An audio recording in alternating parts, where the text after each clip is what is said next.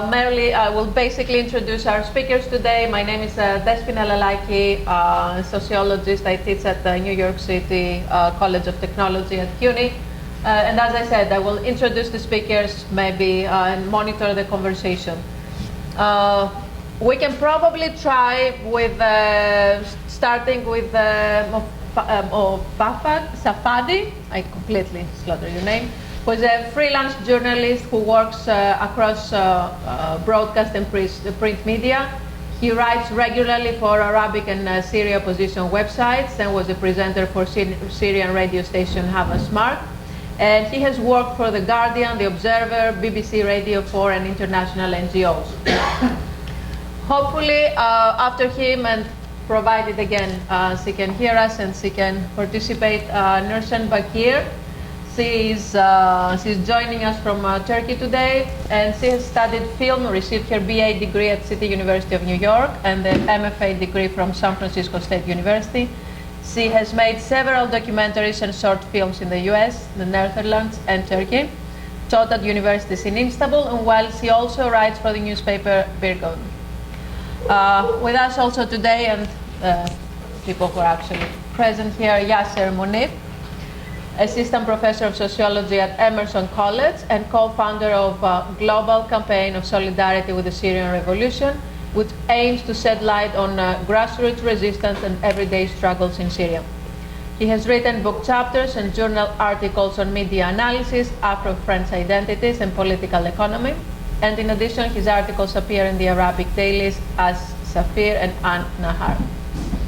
Also, COSTAS PANAYOTAKIS, Professor of Sociology at the New York City College of Technology at CUNY as well, and author of Remaking, Scarcity, From Capitalist Inefficiency to Economic Democracy. He specializes on political economy, social movements, and capitalism ecological contradictions. He often contributes to the press articles on the crisis in Greece and in Europe more broadly, and he's a rather regular in Democracy Now! So, since Movafak, right, is here with us, and maybe, can you pronounce your name? Can you introduce yourself better than I did? Well, the name is a bit awkward in English, I'm sorry. That's fine. And it's just Muafa. Okay. And yeah, I have been working as a journalist and a translator for the last 5 years on freelance basis. I left Syria in 2011 after being prosecuted by the Syrian government, and I've been to Lebanon, the Emirates, Egypt, Turkey, England, and now in Ecuador, trying to find a place to be. And I carry on what I do from wherever I am, as long as I have internet connection. And of course, the idea here is to talk about we tend to talk about the refugee crisis, either just in the context of Greece, or some of us, we might be getting more information about what is happening in Greece or what is happening in Turkey or Syria. There's this fragmentation. So our objective here today is to put this in the broader geopolitical context and try to connect different stories, share information and analysis on this. So yes, if you could please go first and tell us, share your own experience and your own perspective on the issue would be very helpful. Well, there's so much stuff to say about the whole subject. It's a very broad subject. The main problem is that the whole cities and whole towns in Syria are no longer safe for residents to be. And not only not safe, but also in some cases whole villages have been wiped off the face of the map. And also the fact that this is very complicated and obviously is going to be happening for a long time. Basically pushes people to try and find a new start somewhere else, somewhere safe. Turkey for a while was the most obvious destination for people, especially in northern Syria. The reason being is that it has a very long stretch of borders with the country, and that it was the country was very welcoming of Syrian refugees. Of course, that changes depending on the geopolitical situation. I have been in Egypt before, where Syrians were extremely welcome. And then when a military coup happened, when a military coup in Egypt took place and the current President Sisi came to power, there was a vicious campaign on the media against Syrians, associating them with terrorism, with the Muslim Brotherhood, who had candidate as president previously. And at one point, Egyptian citizens were very suspicious of Syrians in general. I even got arrested by a taxi driver on the basis of being Syrian. I got delivered to a police patrol and almost got deported back to Syria, and that's why I left to Turkey.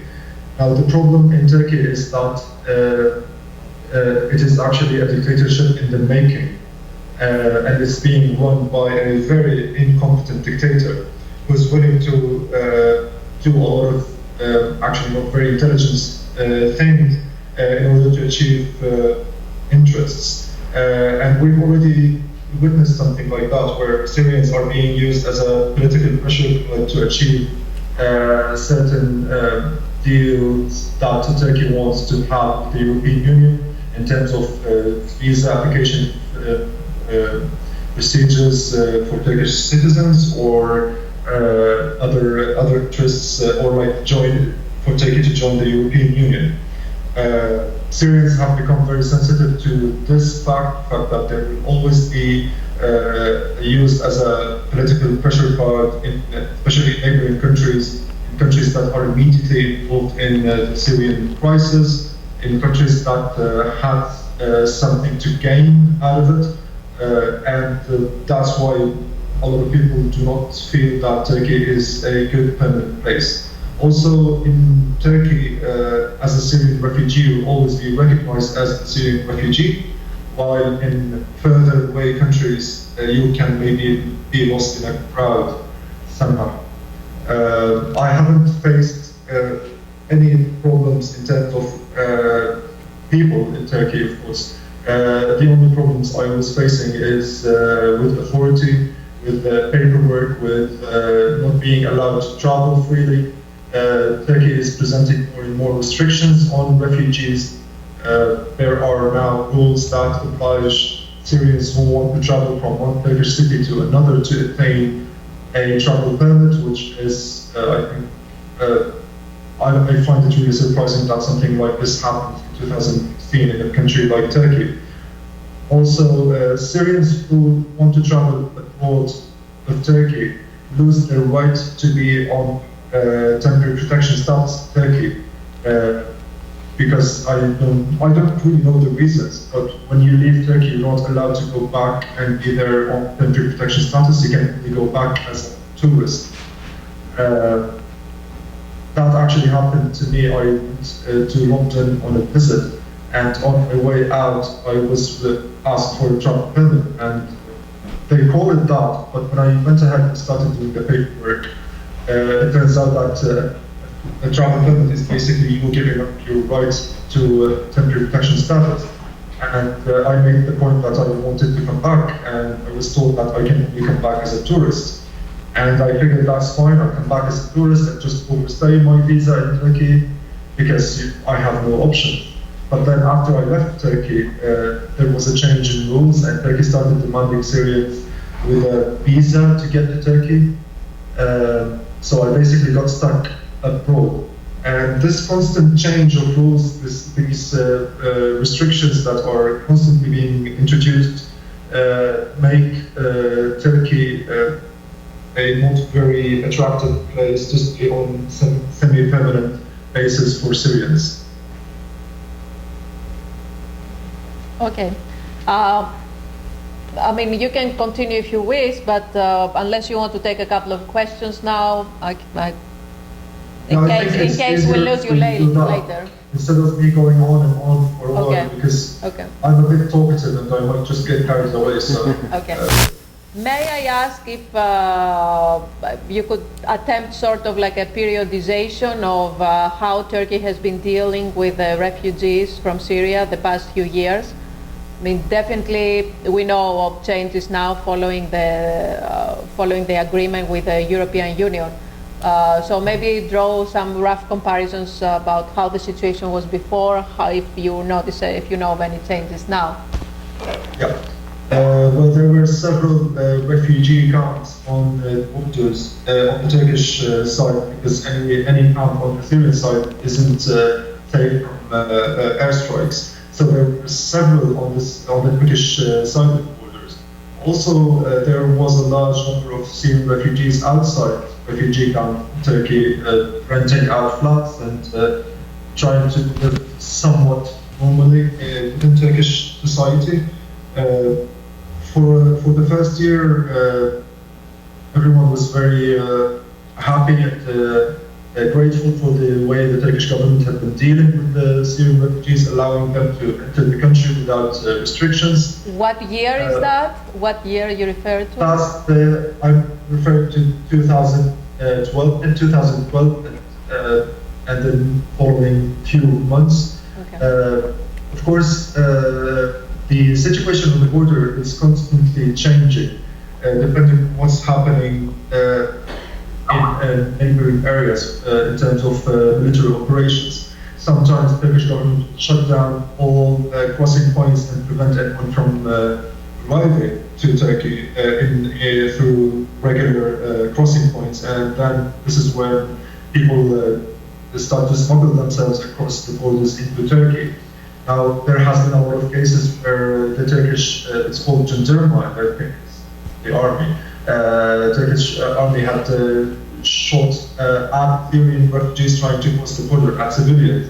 In several cases, men and women got shot and killed by the Turkish army.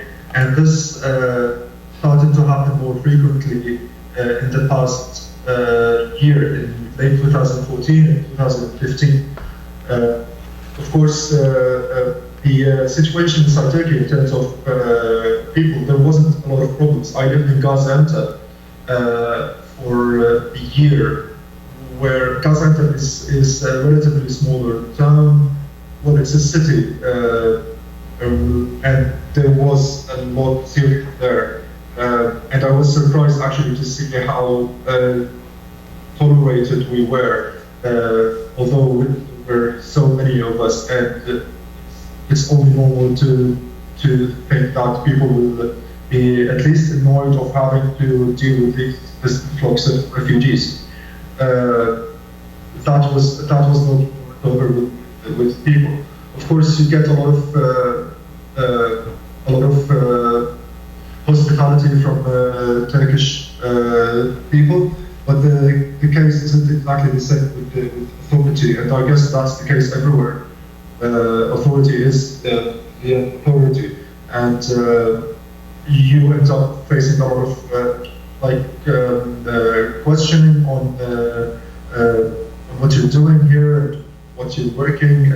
I worked for a radio station, and we constantly were being asked by intelligence, being questioned, and being even under surveillance for a while. But overall, it's not very bad, and in terms of people, it's very, very good actually. And I, for one, was delightfully surprised by how little problems there were.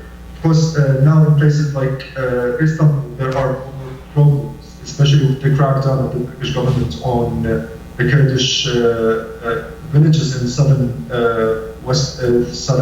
eastern Turkey, and Kurdish citizens in Istanbul, in places like, say, Tarlabaşı, which is a ghetto near the downtown Istanbul, near the touristic and commercial part of Istanbul, with a majority of Turkish Kurdish citizens, and also a lot of Syrian refugees in that place. I lived there also for almost a year, and towards the end of my stay there, which was about 7 months ago, the situation was getting a bit hostile. There was a bit of tension growing between the Kurds and the local Syrians because of the Kurdish war with ISIS, and also because of the Turkish government's crackdown on Kurdish citizens in Kurdish villages.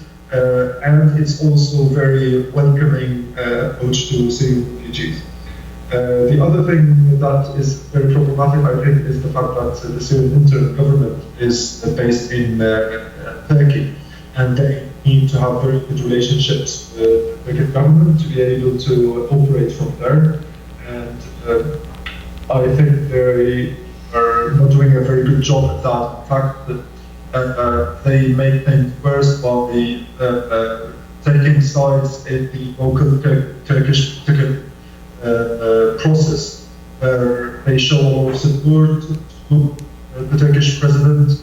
That makes up the Turkish people who are very much of the president, a bit skeptical about Syrians, and they think of them as an entity that the Russian President Erdogan is trying to implement within Turkish society to change the power balance in terms of politics. I see. Okay, thank you very much. I mean, if you can stay with us, would be great. Hopefully, take questions. Unless somebody would like to ask something now, since I mean, I'm just concerned about the technical aspect of it in case of closing it. Yes.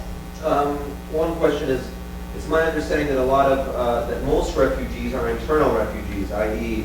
they haven't left Syria, they're refugees inside of Syria who are living, you know, homeless or something like that outside of their cities. That's one. And then two, to get to the source of the issue, I mean, obviously there's a civil war there, but I mean, to be clear, most of the people, you have the impression that they're fleeing ISIS, but in most cases they're fleeing regime bombardment. Is that correct? Well, they're fleeing everyone. The problem is that there is no code of conduct for war. A lot of people are fleeing regime areas, a lot of people are fleeing ISIS-controlled areas, a lot of people, in fact, are even fleeing PAYD, or the Kurdish Labour Party-controlled areas. In fact, the picture that went viral of the Syrian child, Alan Kurdi, that kid and his family were fleeing PAYD-controlled areas. There is, what you were saying is true, there is a lot of internally displaced people. I think about half of the number, about 5 million internally displaced people. And what is not being considered is the causes. Mainly people are fleeing because, what you said, because of the civil war. And what is happening outside is that governments, European governments, are trying to deal with the symptoms of the problem rather than dealing with the problem itself. They're trying to, what they describe as solutions, I don't think even qualifies to be described as solutions. They're trying to present new ways to stop the wave of refugees arriving at Europe, while in fact this is not possible, because when one route is closed, another will be opened. And there is no point in doing that. If one wants to approach the problem, then I think they should tackle the source of it and not the symptoms. Okay. Thank you. Yes, Nico? Well, yes. Now I feel like I should ask. Not that anyone necessarily has a solution, but how would you see an outline of tackling the source of the problem? Because I was going to say, I'm sure everyone here supports the Syrian Revolution, but of course it's gotten very much more complicated in the last 4 years, and we're sitting here in a country that is arming factions that are fighting each other. So where is the way to peace in Syria to a just solution for the people?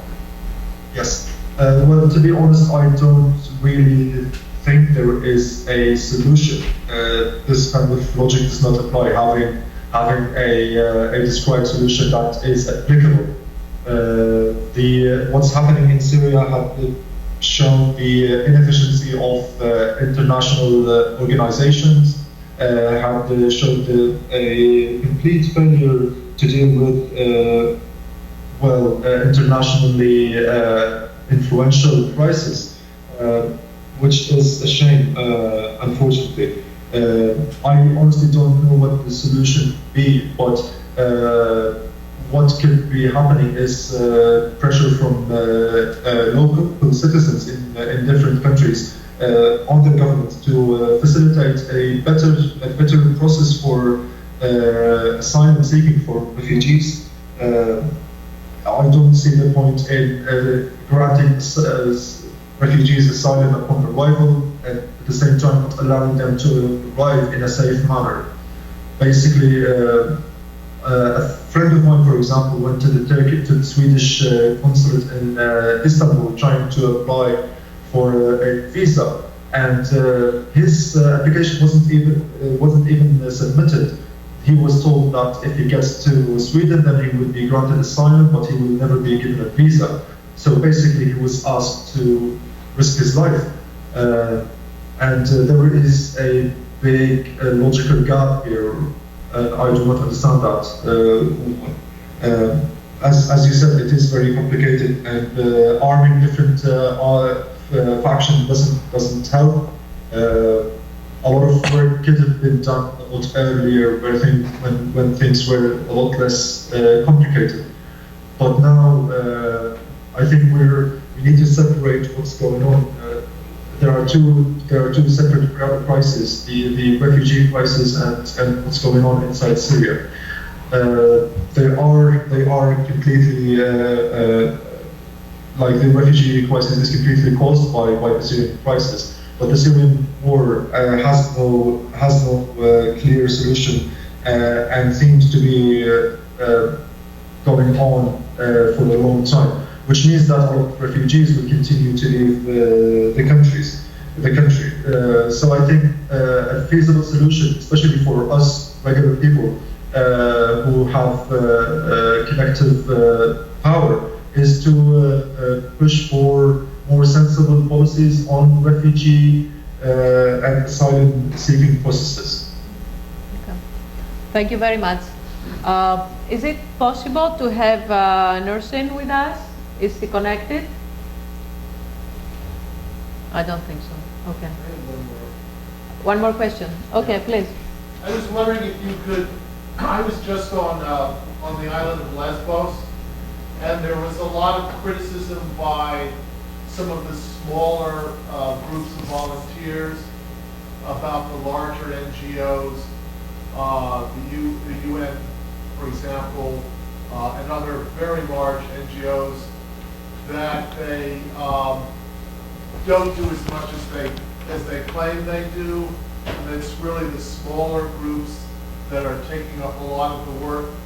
And in terms of what can be done, I mean, is that criticism, in your experience, justified, that some of the larger NGOs that people think are carrying on their shoulders the bulk of the responsibility for the safety of the refugees, in fact, are doing significantly less than they photograph themselves and they present themselves?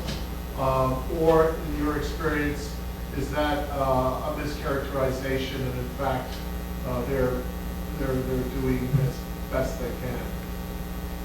Actually, I do agree. The official international organizations, the UN especially, had largely failed to deal with the Syrian crisis in general, with the refugees and otherwise. I know for a fact now that inside Syria, especially in besieged areas, locals now tend to think of the UN as a partner of the Syrian regime. The UN Security Council, for example, have issued a resolution that allows the UN convoys to deliver aid to besieged areas without government permission, while UN convoys inside Syria insist on waiting for regime permission, although they have all the right not to. I have looked at an open letter written by civil society members, teachers and aid workers and medical workers and rescue workers inside besieged areas to O'Brien, Mr. O'Brien, I can't remember his last name, maybe David, or Stephen O'Brien, who is the Undersecretary for Humanitarian Affairs, and they were urging him on doing something about the aid delivery. And his reply was urging them on respecting international law. The UN seems not to understand what's going on specifically because the letter was sent by armless civilians, and they are told that they should respect international law and not and only seek a political solution. That's one area I know for a fact the UN had showed failure and claimed success. I haven't been to Lesbos Island myself, but I heard a lot of stories from volunteers and from people who were there, where they do think that the whole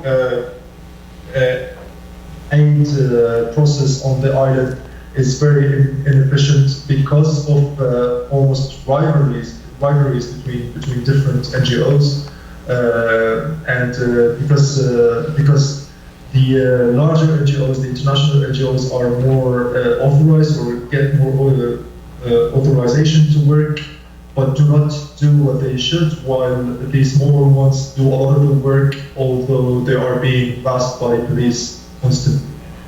Okay, thank you very much. I think maybe we can pass to our next speaker. Maybe, Yasser, you feel like you would like to follow this. And thank you very much. Hopefully we'll have you with us for the rest of the discussion.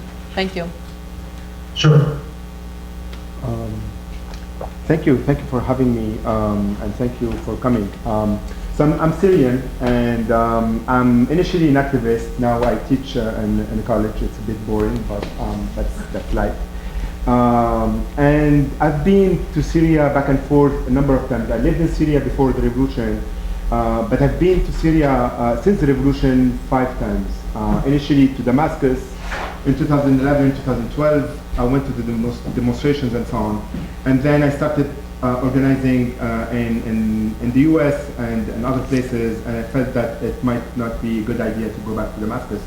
So I started going to the liberated areas in the north, and one city in particular, Manbij, where I stayed a number of months.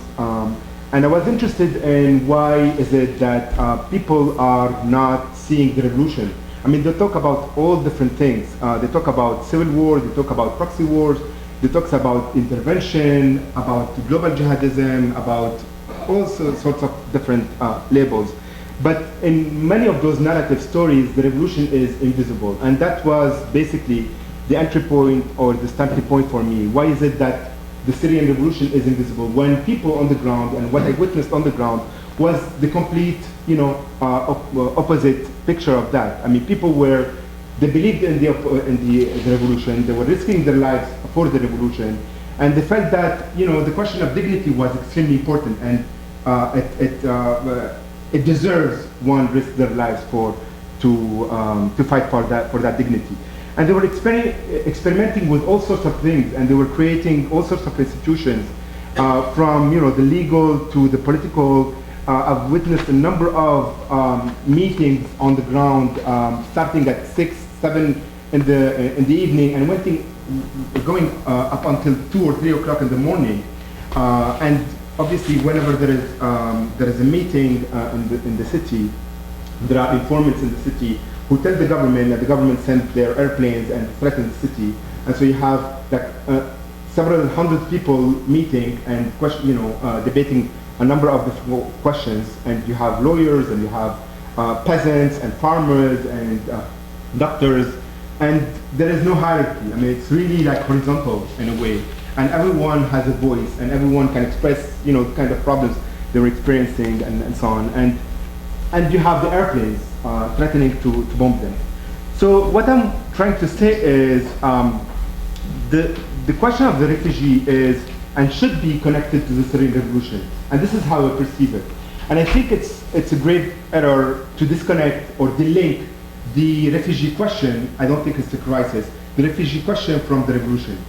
And the Syrian Revolution has been using a number of different weapons. So for example, and I'm sure that many of you here are aware of what's going on in Syria and have been following and so on. The barrel bombs is one of those weapons. It's a primitive weapon. It can target any kind of military objective, and it's dropped on random areas in Aleppo and otherwise.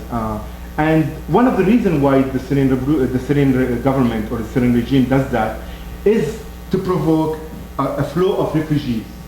So for example, when they drop barrel bombs on Aleppo, and Aleppo is one of the main targets of the barrel bombs, the idea is to drive large population from those big cities, Aleppo and Damascus and so on, to send those refugees to the liberated areas. So for example, Manbij, where I was, has 200,000 people. I should say internally displaced, they're not refugees as long as they are in their state. I don't think those are really relevant distinction. In any case, so the government sends all these refugees. Manbij has 200,000 citizens. Because of the crisis, another 200,000 refugees or internally displaced were living in the city. The city doesn't have any kind of financial means, and it has to provide not only for the population without any means, but also to the refugees or the internally displaced.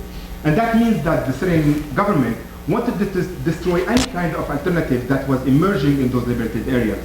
And that's the basic idea of driving a large portion of the population from the areas controlled by the Syrian regime to the areas controlled by the opposition, to undermine the whole idea of creating an alternative to the Syrian regime. Because I think the Syrian government and the Syrian regime fears much more the creation of an alternative to Assad, the Syria Assad, than the military fronts and the military factions and so on. I mean, the Syrian regime can deal with the military in different ways. But if an alternative emerges in the liberated areas, then that threatens the existence of the Syrian regime, and that's important. So what I think is important is to, first of all, politicize the question of the refugee. I'm against the humanitarian question. The refugees don't need only protections, they don't need help, they don't need food and shelter and so on. I think that's part of the question, but that's not simply it. So it's not simply a humanitarian crisis, it's a political question. Second, it's a historical question. The refugee question, and I think it's going to be gradual and it's going to be incremental, and we're just seeing the beginning of it, and it's going to be a major crisis. In Syria we see it, but also in other places in the global south. And the global north or the west has to deal with it and think about the long term. This is going to be an increasing question or an increasing problem for the west. And I don't think the west is treating it very well. And finally, it's a global question. So we need to think about it in a global way. So the violence that we see on the border, that the Syrians are experiencing, and I would like to show just a picture or two if we can, I have a presentation, is a symptom. It's not the entire question. So, so there is a race between Syrians who are trying to cross those borders, go to Europe, and the European Union and the European government trying to erect those walls and those fences to prevent the Syrians from crossing those borders. But that violence at the border, I think, is a result of the racist Islamophobic discourses in the West. And those discourses, and I don't think the presentation is ready, but I wanted to show you some of the pictures and the construction of that racist Islamophobic discourse that is emerging in the West. and is a result of a number of different things. But one of the most important things is, and I think you're going to talk about that as well, is the question of the financial crisis that happened in 2007, 2008, basically within a neoliberal logic, capitalist logic, and so on, and the high unemployment rates in Europe and in the West in general, and that flow of Syrians who are coming and threatening, the jobs and the safety nets of Europeans, white Europeans. So they're perceived as Muslim. They're not exactly one of us. They're threatening the ISIS. People are infiltrating them and coming with them into Europe. And I wanted to show you a cartoon where you see the Syrian refugees crossing the borders with rats. I mean, it's like extreme violence. They're crossing the border with rats, and you see the rifles of some of the refugees. So obviously they're not exactly refugees. That's not exactly what's happening. They're infiltrated by ISIS, and also some of the Orientalist stereotypes about people coming from those regions. They're Muslim, they're extremists, the women are veiled, and so you're going to see here in the picture, if we can show it, women who wear the burqa and so on, and that can be further from the truth. I mean, it's such a complex group of people, coming from all different areas and so on. And then you have this picture from Japan that, I'm sorry, I'm referring to things that you're not seeing, but... Sorry to interrupt you, to ask if it's possible to have the PowerPoint on the screen for a minute. Okay. And then there is this picture of a beautiful girl, 6 years old, from a refugee camp in Jordan. And the refugee camp in Jordan is the second largest in the world. The conditions, the living conditions in that camp are extreme. There is rape, there is violence, and so on. And so someone takes that picture of this refugee kid, 6 years old, and turns it into a cartoon in Japan, and use that to fuel or to channel racist discourses about the refugees.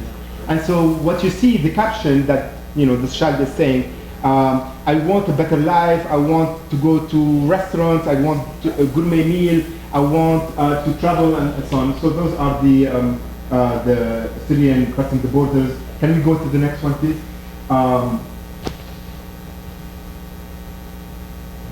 You have to speak a little louder so you hear. Can you go to the next one? Next, yeah. So those are the fences I was talking about. Next one, please.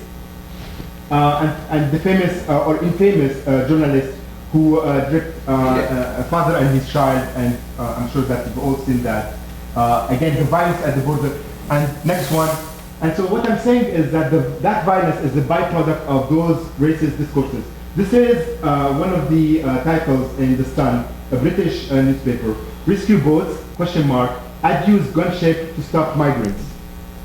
This is a mainstream, large production, newspaper. Next one, please. And this is the cartoons that I was referring to. So you see the refugees, and you see the rifles here, and you see the burqa, and all the stereotypes, the Orientalist stereotypes. And this is becoming more mainstream in Europe, and producing Islamophobic discourses and so on. Next one, please. This is, I'm sure that you've seen that picture. So this is from Charlie Hebdo, and many people were, showing their solidarity with Charlie Hebdo. Very racist picture about how Muslim sink and Christian can walk on water, and this is why Aylan sank. And this is, what if Aylan was survived and didn't sink or didn't drown? He would be groping women in the West. So this is this shot in the future. Against the violence of those pictures. Next picture, please. And so this is the picture of this child I was talking to, and this is how she became a devilish child. And this is the caption I was talking about. So I want to live a safe and clean life, have a gourmet meal, go out and so on. I want to live my life the way I want to, and so on. I have an idea. Why don't I become a refugee? This is from Japan. And Japan accepted 11 refugees last year. So it's not an issue. I mean, it's not like there is like those hordes of refugees going to the West and so on. So I'll shut up here, but I just want to show like a number of pictures I selected about how we can confront that with politicization. The Syrian refugees should not be perceived as individuals. They are a community. They have community rights. So language, culture as a community, not as an individual. And I think when we treat the refugees as individuals, that's again a byproduct of the neoliberal logic, and they don't have any cultural rights, they don't have language rights, they don't have any political rights. And they're living in Turkey, they're living in Greece, they're living in other European countries. And I think Europe, Turkey, and the West in general can learn so much from Syrians in general. They are revolutionaries. Many of my friends had to flee from Syria because of the violence of ISIS and the Syrian regime, and some of the opposition factions and so on. And so, first of all, and many of them are revolutionaries, and they can teach us a lot, and we can learn from them a lot, and they can learn also from Europe. But this is a political question, and we have to treat it as a political question. It's not simply a humanitarian question. And finally, I want to show just a few pictures from, can we go next, please? This is the US, so refugees are not really cheap, they're wolves. Next, please. Next. Just the picture, next. So this is by Bensky, the British graffiti artist. So here again, politicizing the question. It's not simply, a humanitarian question. So the European Union became, a symbol of one of the things that the Syrians have been saying. Again, this is an adaptation of the Kurds saying, the Kurds have no friends but the mountains, and so the Syrians have no friends but the sea. And what the sea and the significance of the sea is. This is it. So next, please. And so this is another picture by Bensky, a Syrian refugee. This is Steve Jobs. Another interpretation of what a Syrian refugee is. Next, please. This is on the other side of the sea. This is in Britain. Migrants not welcome. Go back to Africa. Keep out of our worms. So those are saying this to the migrant birds. Next, please. This is from a Syrian artist, a young Syrian artist, Mustafa Jacob. And so here you see again, they don't have any friends but the sea, and the whale is basically protecting that boat. Next, please. Another artist from Latakia, again, is using the stones to interpret the refugee question and the revolution question. And next, another example. This is in Jordan. Those kids smuggle goods in and out, and basically inside the camp, and they take big risks to do that. And so this is what they did with their wheelbarrow. Again, how art, can be so powerful. And this is one of the places where they stay. And so they try to beautify it. And finally, last one. And this is, again, to make the connections between inside Syria and outside, the refugees, internally displaced. I think this is not really a relevant distinction. I think that it's the same question. And this is an artist who has been working inside Syria, Tamam Azam. Here you see kids in school, kids who were in school were killed by barrel bombs. Destruction and aesthetic and so on. The Olympics in Syria, rifles and race. And finally, the dancing beauties, I think, by Matisse in destruction and ruins. So again, the connections between the Syrian Revolution and the refugee question.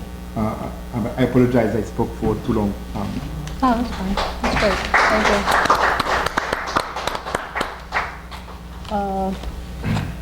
Maybe we can proceed with the next speaker. Costa, if you're ready, if you would like to talk. And then gather some questions and hopefully have a connection with Turkey soon.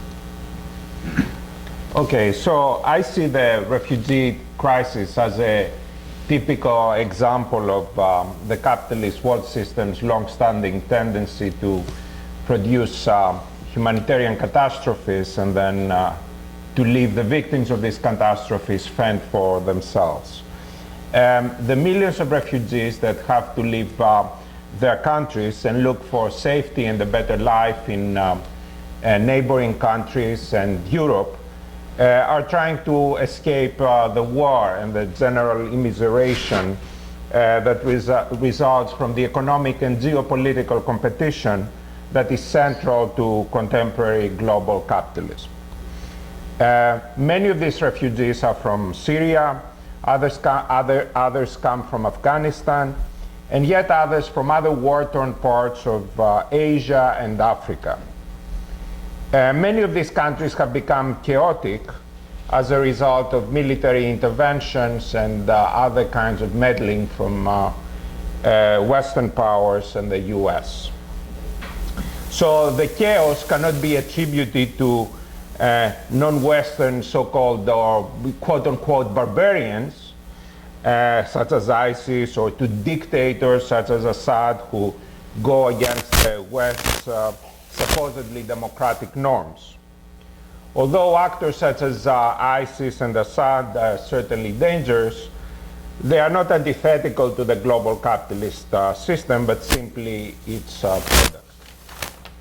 ISIS, for example, was able to control much of the territory in Iraq and Syria as a result of the US invasion of Iraq.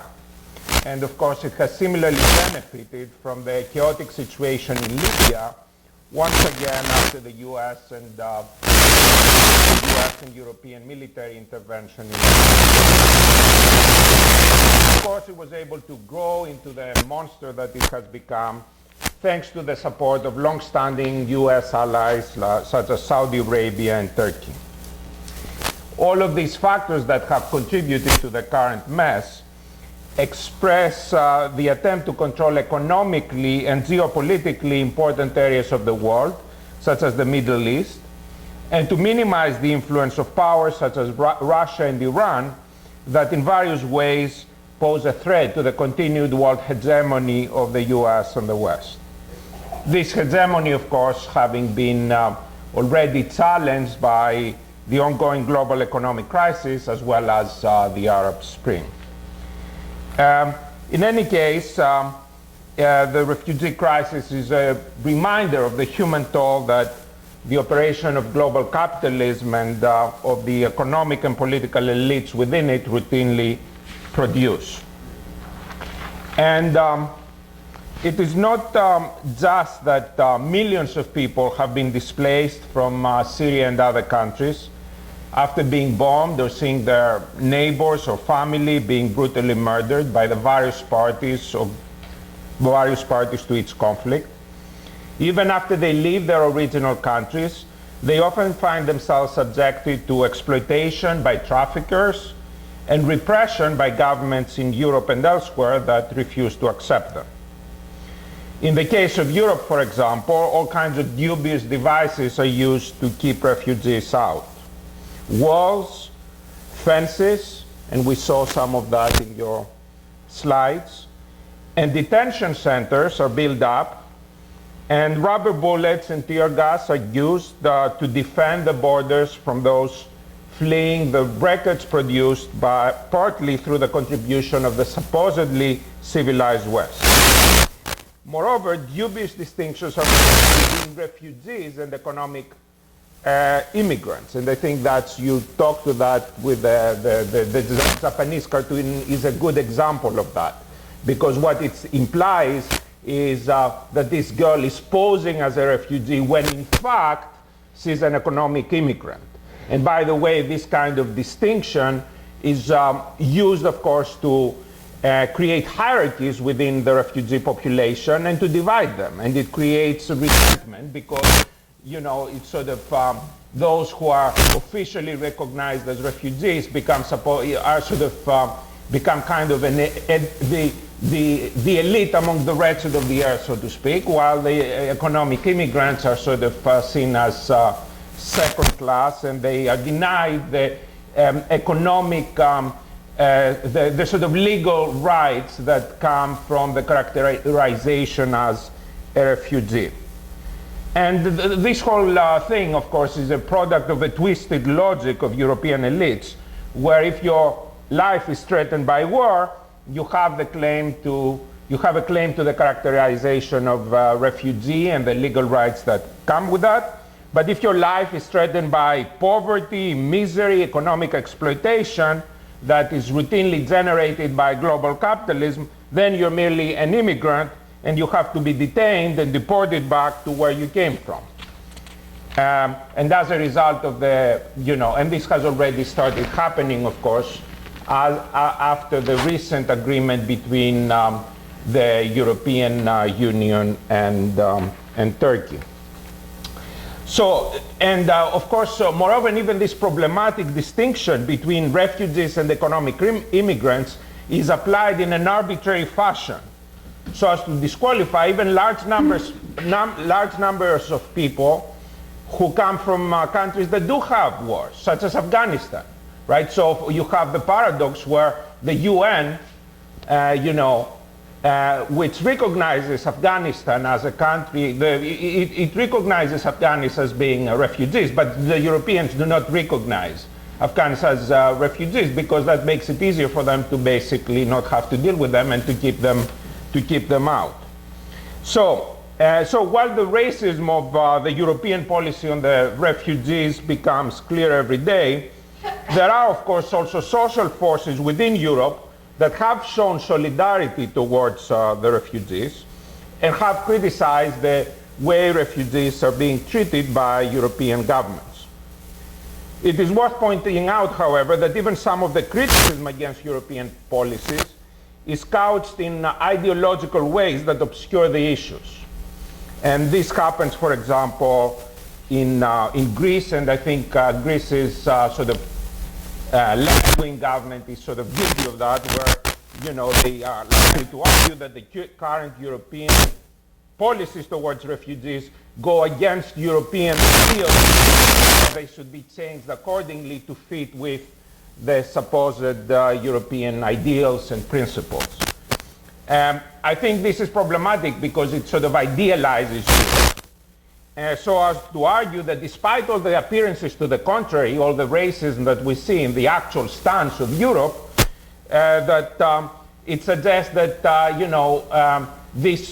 what Europe actually does not really characterize Europe, because there is a Platonic idea of Europe out there that exists independently of what actually Europe does. And this kind of way of thinking obscures the fact that the so-called European project is a source of exploitation and oppression for Europeans and non-Europeans alike. And this kind of way of sort of criticizing Europe in terms of this Platonic idea of Europe just suggests that Europe, by definition, is about democracy and social justice. So when Europe acts in ways contrary to that, it is not being Europe. So in reality, of course, the European project has been used in recent decades and years to raise social and economic gains, even of European workers and ordinary citizens in the post-World War II period, and to impose brutal austerity policies that have led to skyrocketing unemployment and poverty rates, both in the European North and even more in the European periphery. Moreover, the economic polarization produced by neoliberal policies, combined with the racism that never ceased to be a part of the European civilization, has created ghettos in many European cities, and the conditions for the kind of spectacular terrorist attacks in Brussels, Paris, and elsewhere that we have observed in recent years. And although these attacks have usually been planned and executed by European citizens, these attacks are being used to justify Europe's racist determination to keep refugees out.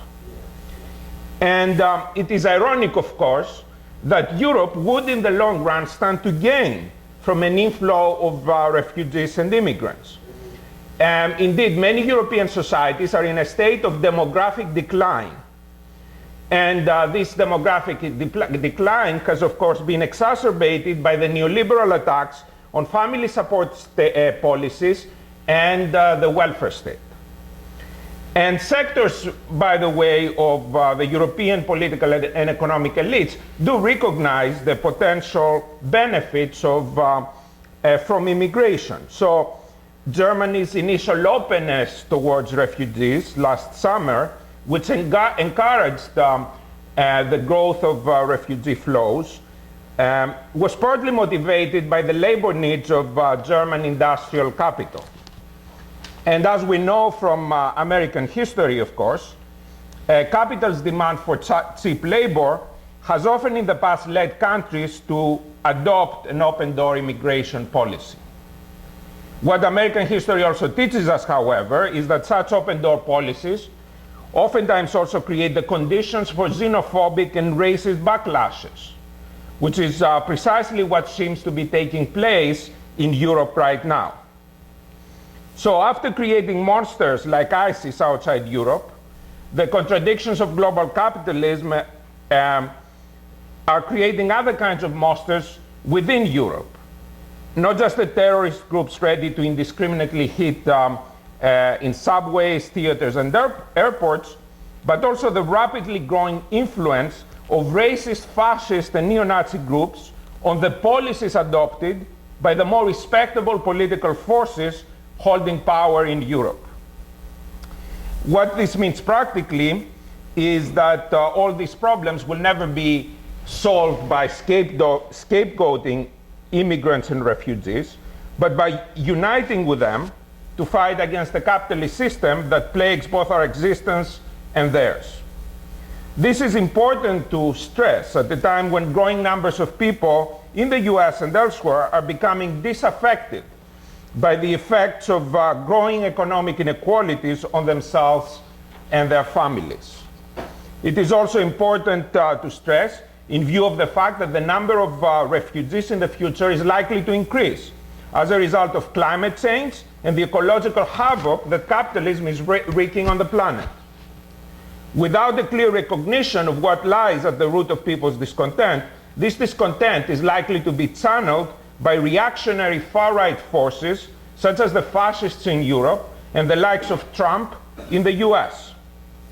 If that were to happen, the claim of Western societies to be democratic and civilized would become even more untenable than it already is. And the losers in such a scenario would be not just refugees and immigrants, but the vast majority of people living in Western societies, as well as the people living in the proverbial backyards of Western societies. Great. Thank you very much, Costa.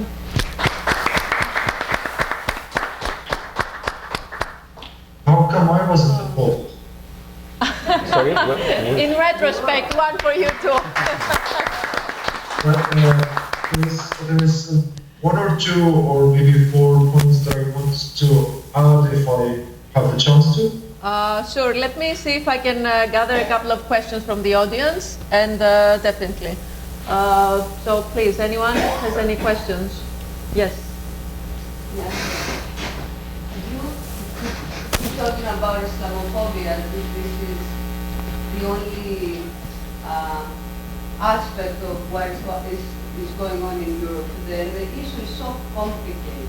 Only the labor movement in Europe and their reaction, if we take it into the equation, the fact that it creates social unrest. I mean, in Greece, the railroads have been closed for how long now? The port of Piraeus is in paralysis. You know, it's an abstract thing that people will react.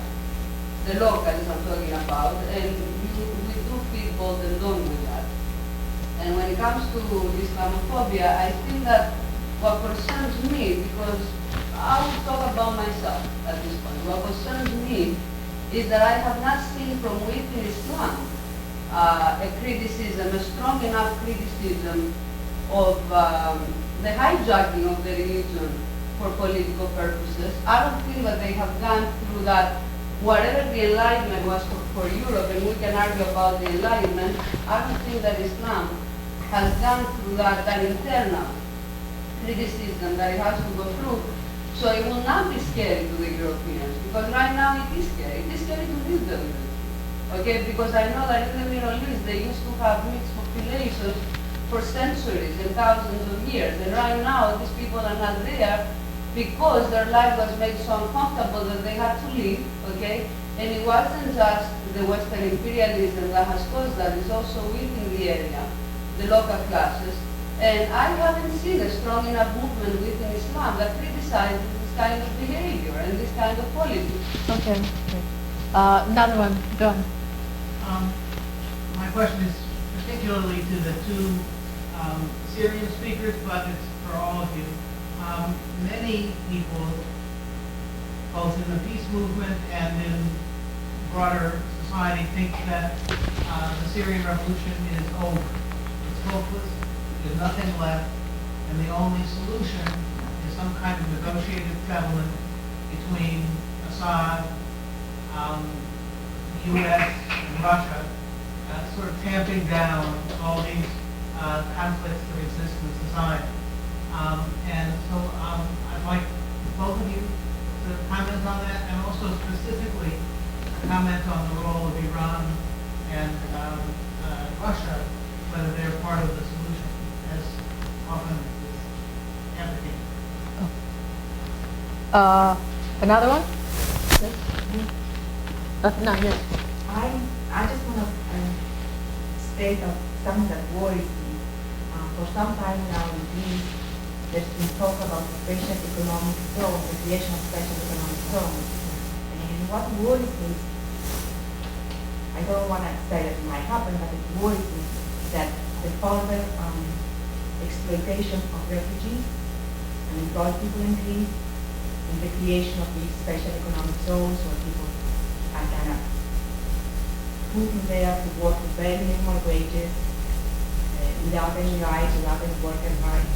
So far in Greece, we have resisted that, but I'm not sure if it's in the plans to happen. So we need to be aware of this and do the watch out. Thank you. And one more question, and then Mafik, if you're, yes. I have to be frank, I mean, I'm hearing a lot of talk about people running away from Islamic extremism, global capitalism, but no one seems to mention a regime that is responsible, by most accounts, for 95% of the civilian casualties. Is that irrelevant to the discussion? I mean, global capitalism, Islamic extremism, all this fun stuff, but there's a complete ignorance of what's actually going on. That is responsible for 95%, that is still 250.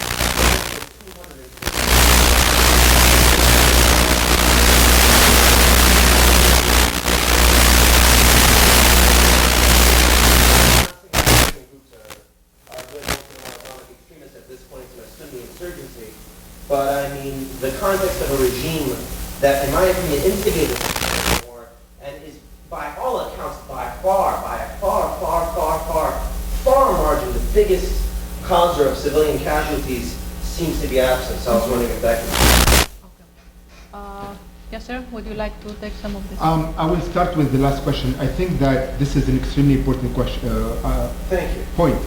And the idea of mentioning the Syrian Revolution and the importance of the Syrian Revolution and the ongoing Syrian Revolution is a reaction to the dominance and the violence of the Syrian regime. There was a recent survey in Germany, and there were many surveys about Syrian and Syrian refugees and what the Syrians think and so on. But many of them were not reliable because they were done in Turkey, they were done in Syria, they were done in Jordan, and they were not reliable.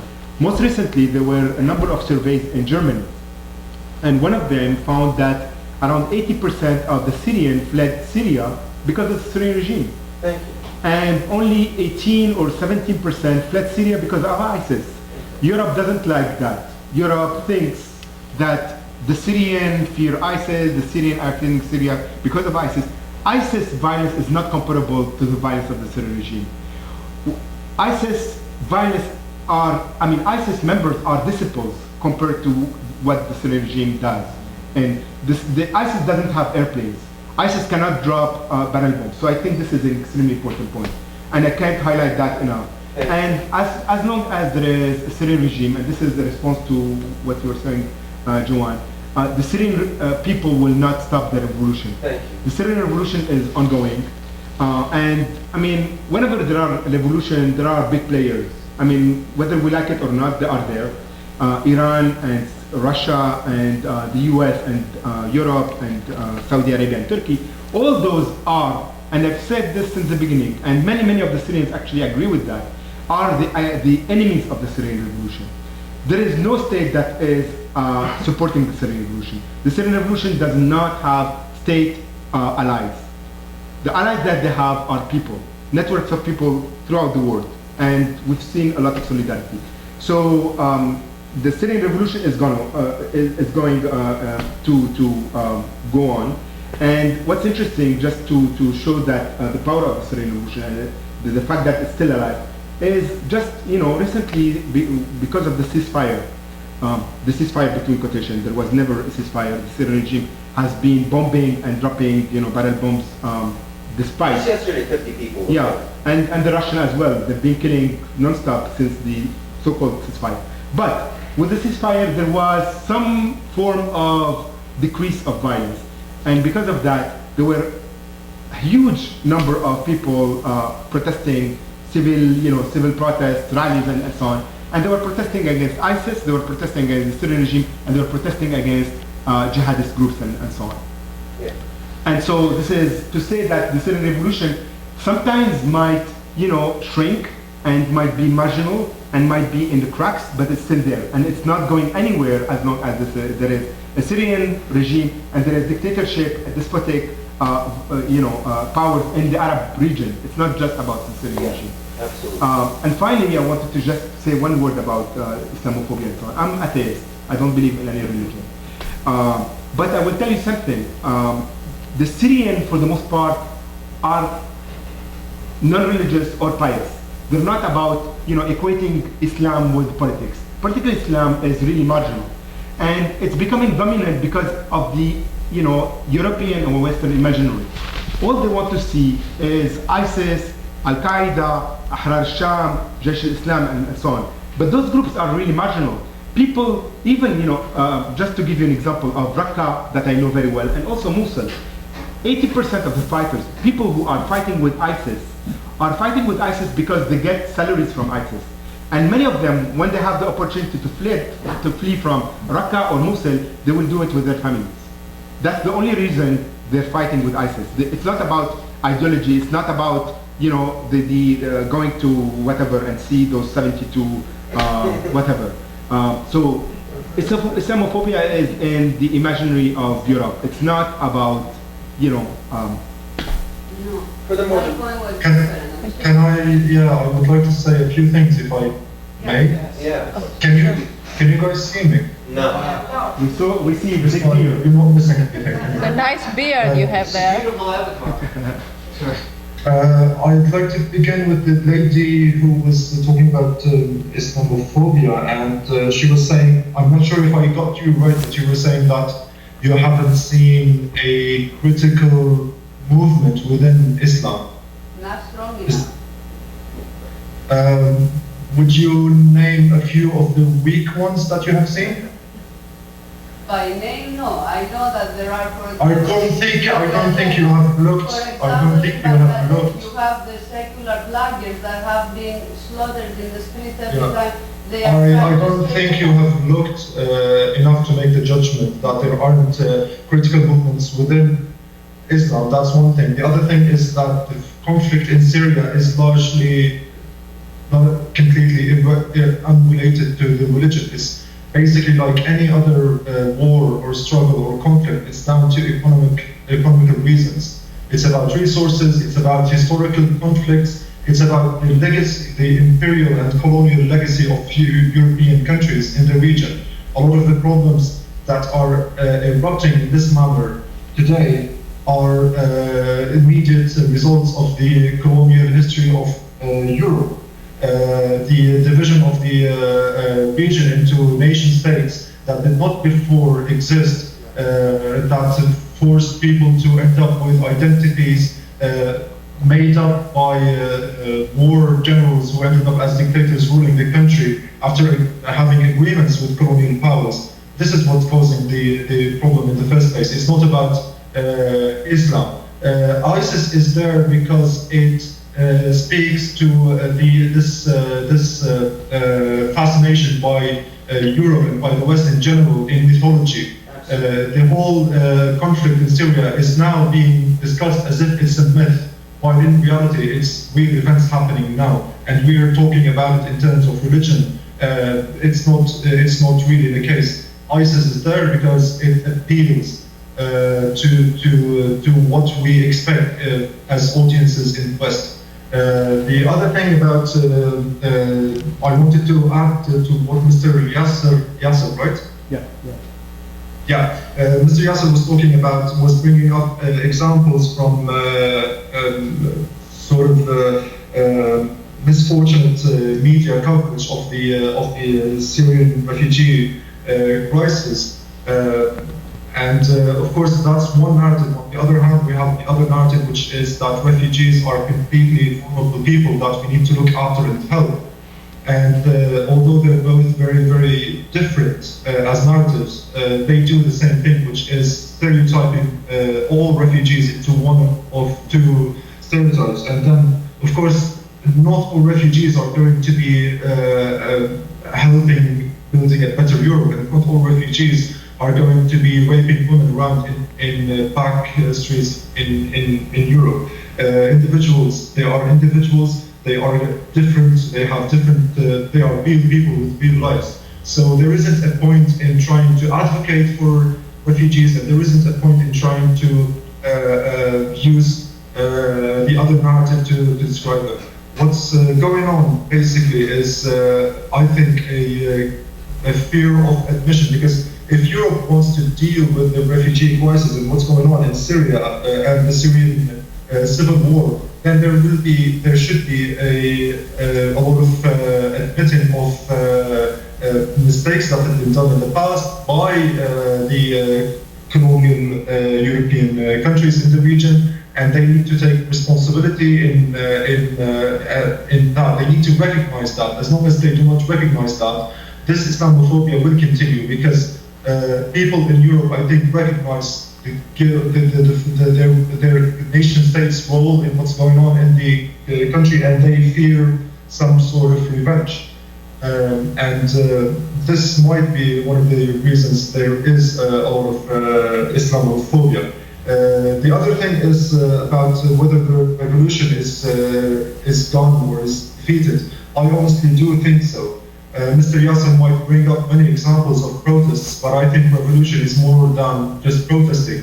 Protesting is one aspect of it.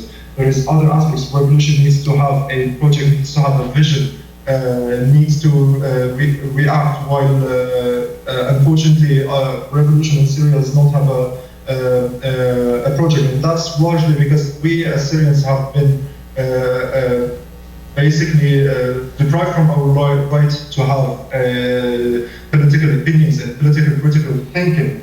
And when we decided to revolt, all we knew how to do was to just revolt with no further plan. And another thing is the separation between revolution and armed fractions. Some of the armed fractions are revolutionary, and I do support some of the armed groups, because they are trying to protect their local regions from the regime and from ISIS. There is no separation. The revolution now is, if the revolution now, for example, Mr. Yasser says the revolution goes on because there are protests, I say the revolution goes on because there are people fighting as well. Thank you very much, Mofam. Maybe Costa, you have something to? I'm okay for now. Don't want to respond to any of the questions? Fine, okay. Any other questions? I could add something, but. So do I. But My question Anybody else before, since you have, yeah, we both spoke. hold on, since you have both spoken, maybe somebody else wants to contribute something or ask something? Yeah, is that the question there? You in red.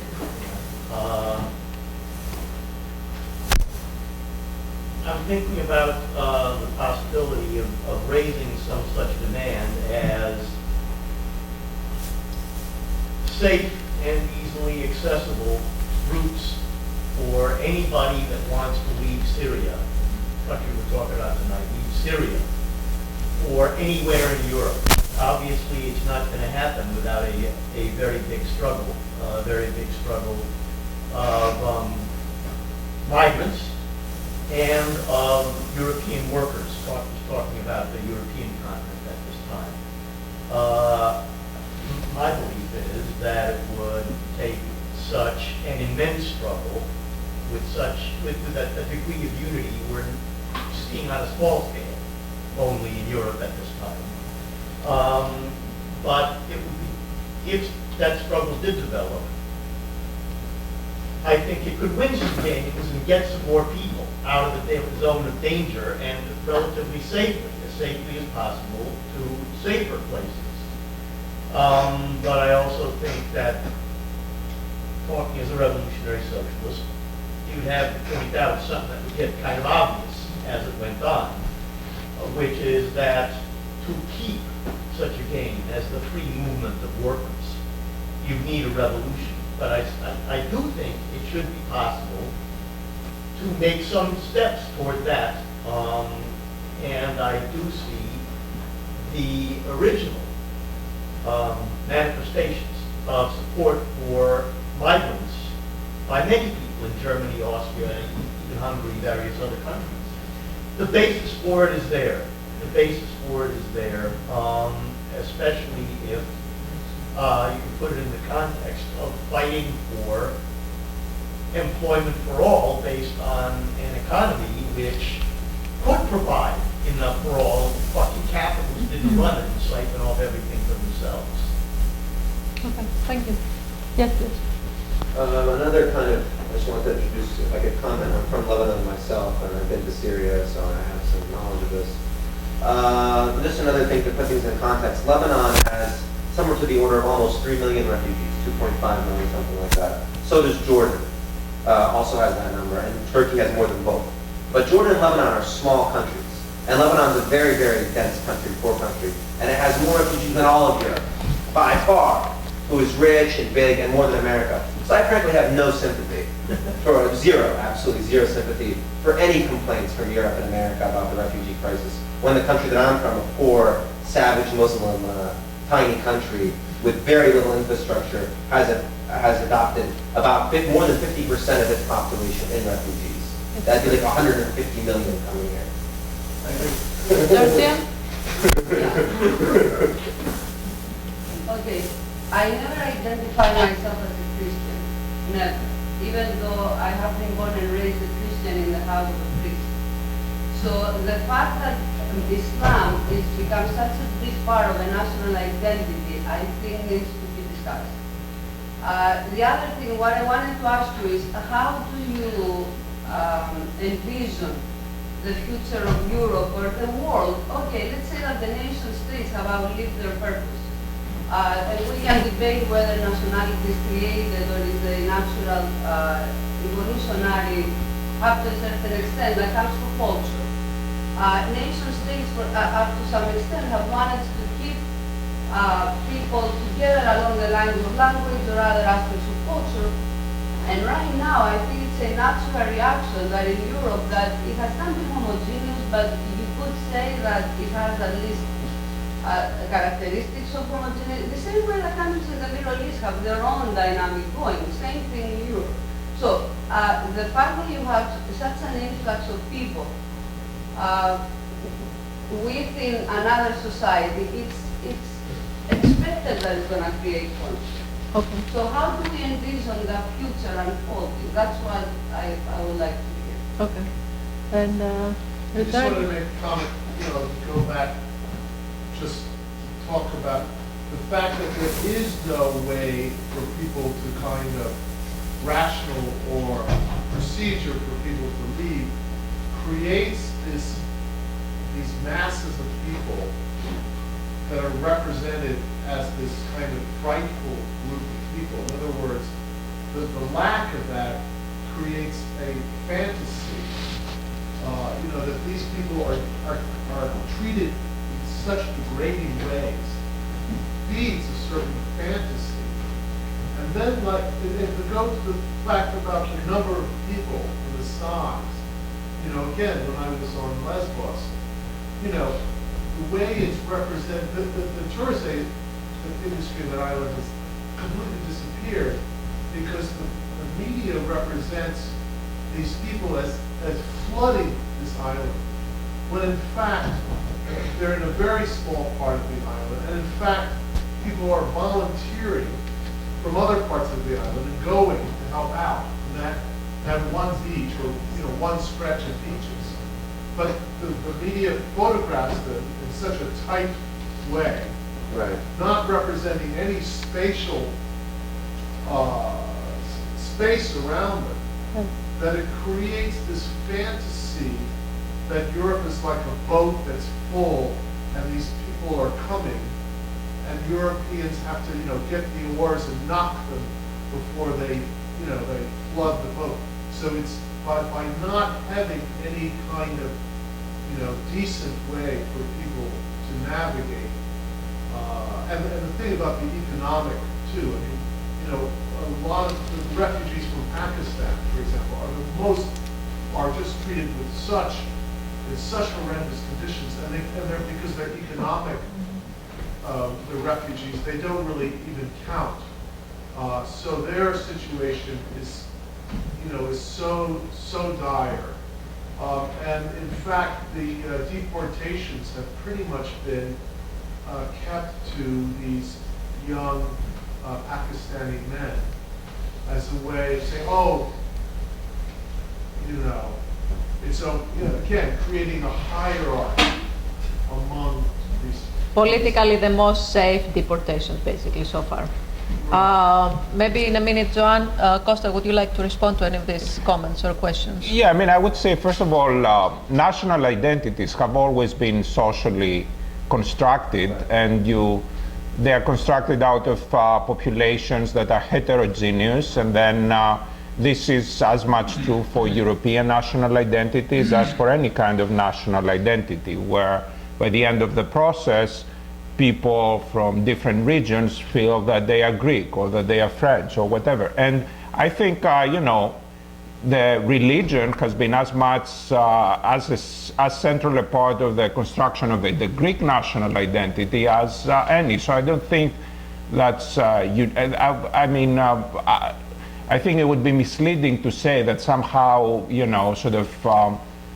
Muslim societies are unique because religion has become a central aspect of the national identity. If you think of the founding myth of the Greek Revolution, that the sort of iconic picture of the bishop who has the flag and the leaders of the Greek Revolution swearing to the flag in front of and all the stories about the role of the church and the fact that I went to Greece I finished high school in Greece, and from grade 1 to grade 12, I had to take religious classes. It's like the one class that every student has to take for their entire period in school is like religion. It's like absurd. And I think much of the racism that you see in Europe comes from the fact that, Europeans feel that part of what it means to be a citizen of country X or country Y is Christianity, and that anyone who has been born in that society but somehow has a different kind of religion does not truly belong to this nation. So I think we have to be sort of honest with ourselves and self-reflective, and not assume that that sort of single out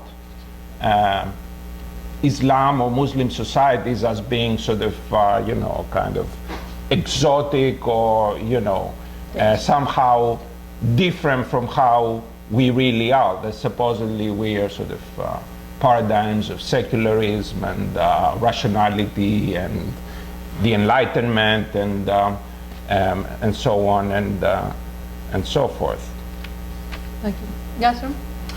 I will say this. I agree with Muffar. I don't think that there is a separation between the military and the civilian. Maybe I misspoke, or so the military is part of the revolution. But I will also add this. I think that to understand what's happening in Syria, we have to put it in a larger context, the Arab world. Right. And what's happening is basically the end of a despotic order. And we should understand the despotic order in the same way, you know, the socialist bloc was basically dismantled and fall apart. There is no going back to that. And the Syrian regime, like other Arab regimes in the region, will resist. And you know, you have to also understand that this is the byproduct of 40, 50 years of dictatorship.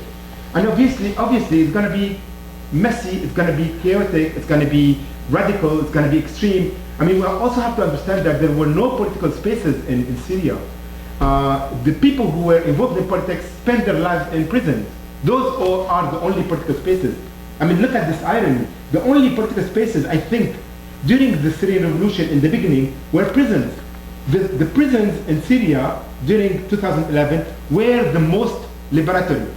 Armed activists, organizers from all over Syria were meeting in prisons and starting for the first time to create those spaces of encounter and meeting their fellow other, you know, Syrians and, you know, organize and think together and think about Syria and think about this popular nationalism from the bottom up rather than the Ba'ath party nationalism, which is scripted, which is, you know, just legitimizing dictatorship and despotism. And finally, I will say that we have to really think big. What's happening, and I'm glad that this is happening in the context of a global crisis, financial crisis, economic crisis, crisis of modernity, crisis of electoral, representative democracy. I mean, you know that you're from Greece. I don't have to, you know, elaborate. Crisis of the nation state and borders. I mean, you have so many separatist groups in Europe, and it's like, and so we also have that. And you know, people are thinking that, you know, in the past it used to be like, what do you do after dictatorship? Well, Europe, that's the solution. I'm glad that this is not the case now. People are not looking at Europe as the solution. Representative democracy is not the solution for us anymore. And I'm happy that people will have to, you know, struggle more and will have to think more and come up with other ideas and other solutions. For example, what's threatening for Europe and for the West in general about ISIS is not, you know, the beheading. That's spectacular. That's media. That's insignificant. What's really threatening is the way they are dismantling the nation state, dismantling the borders between Iraq and Syria. That's the big threat, you know, for Europe. That's sending a message to Europe that, you know, those nation states that you have taken for granted since the Treaty of Westphalia, 1648, should not be taken for granted anymore. And everything is being negotiated right now. The nation state, modernity, representative democracy, capitalism, and so on. And, you know, those are spectacular times. I think there are one of two things that could happen. Either barbarism, I won't use socialism, I will use another word is possible. So either the Trumps of the world and Le Pen of the world will win and impose their fascistic, you know, ideal on what is to be done, or we think altogether beyond, you know, what you just said about, you know, those chauvinistic ideas about the nation state and they're invading us. I mean, as you said, I mean, the questions of the water and the climate change and migration and droughts, and I mean, we're just seeing the beginning of it. And Syria is just like a model of what is going to happen in a much more spectacular way in 10, 20 years from now. So get prepared for, you know, something spectacular and think, I think, really big, because those, you know, things don't have local solution. They should be thought in a global framework and a regional framework. The question of refugees and borders and nation state and democracy and modernity and enlightenment and so on. Yes, that's great. Mofak, yes, would you like to respond to any of that? Can you hear us? Yes, can hear you. The gentleman that I can't see in the back, it's pointing out to the image of you as a ship that is full and that it is Europeans' jobs to kick out immigrants out as they arrive, so the ship does not sink. I think that's very correct, and it's been enhanced through different political parties in different countries in Europe, where to gain votes, to gain support of voters, they present their countries as the target of this threat, as the center of the universe that everyone is heading to, and they put the image to their citizens as if they do not vote for them, they're going to be ruined. And this should not be happening without any accountability. A lot of the times the arguments are being made without any supporting numbers, without any actual studies to show it. And I am quite sure that, as some people were pointing out before, that Lebanon hosts more refugees than all of Europe. I'm sure that if proper studies and proper research was made, I'm sure the whole thing that is being called crisis would not be described as crisis anymore, because it isn't actually. The other thing I wanted to point out is the way international and mainstream media covers the migration movement, especially during its peak about a year ago. I was in Turkey back then, and at one point I started to feel that it's against nature not to go, or it's everyone else is doing it, then I should be doing it. I started to feel that maybe I'm stupid or I'm missing something because I'm not trying to get to Europe as everybody else. Well, in fact, not everybody is trying to get to Europe, but the way mainstream media have been covering it, I think made the matter worse. Also, the fact that someone was pointing out the fact that there isn't a procedure, and it is not feasible to have a procedure for migration movement or for asylum seekers to move. This is why I think because of that we see these waves of refugees rather than a stream. We see massive waves that erupt whenever a chance is open for refugees to cross from one border to the other, and that on separate occasions we see large numbers instead of seeing a lower constant number over longer periods of time. And because of that, I think that causes a lot of makes it more difficult logistically, and causes a lot of generates a lot of fear among hosting populations. And the fact that politicians in these countries do not make the effort to at least not exploit it makes it even worse. And also the nation-state thing, we did never have our own dynamics that were provided to us by our nation-states. Our dynamics were imposed upon us, and they were imposed in the least healthiest of manners. There was a lot of demographical manipulation happening. There was a lot of fabrication of concepts. The whole concept of pan-Arab nationalism. We have been suffering the result of this completely hollow concept for the last few decades. And as Mr. Yasser was saying, what is happening in Syria is bound to happen, and I think it's definitely going to happen in other Arab countries, because all Arab countries in the region have a very similar problem, where identity and nation state does not reflect populations. In fact, it marginalizes them and it neglects them.